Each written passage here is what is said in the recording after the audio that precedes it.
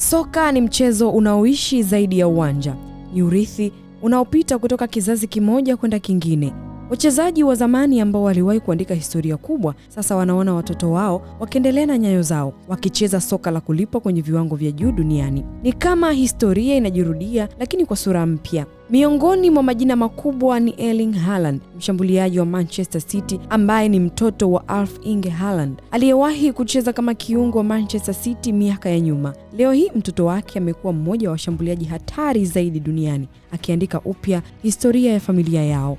Daniel Maldini wa Atalanta ni mtoto wa legend wa AC Milan Paolo Maldini. Familia ya Maldini imekuwa na historia ndefu katika klabu moja, ambapo baba na bwana mkubwa walitawala ulinzi wa Milani kwa miaka mingi, na sasa Daniel anaendeleza jina hilo uwanjani. Timothy Weah wa Juventus ni mtoto wa George Weah, mshindi wa Ballon d'Or na mmoja wa wachezaji wakubwa kutoka Afrika. Leo mtoto wake anawakilisha kizazi kipya cha familia hiyo katika soka la Ulaya, akicheza katika kiwango cha juu.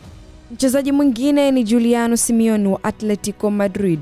Ni mtoto wa Diego Simeone ambaye ni mchezaji wa zamani wa Argentina na sasa ni kocha wa Atletico Madrid. Baba na mtoto wake wanatumika katika sehemu moja ya Atletico Madrid.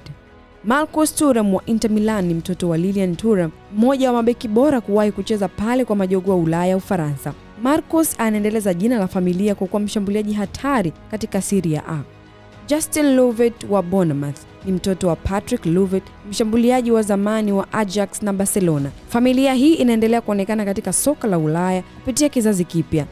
Ruben van Bommel wa PSV Eindhoven ni mtoto wa Mark van Bommel ambaye aliwahi kucheza katika vilabu vikubwa Ulaya na timu ya taifa ya Uholanzi. Naye pia anaendeleza jina hilo uwanjani.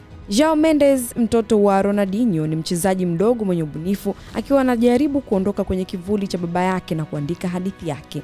Enzo Alves, mtoto wa Marcelo, anacheza akademi ya Real Madrid kama mshambuliaji, akijifunza taratibu za soka la kiwango cha juu.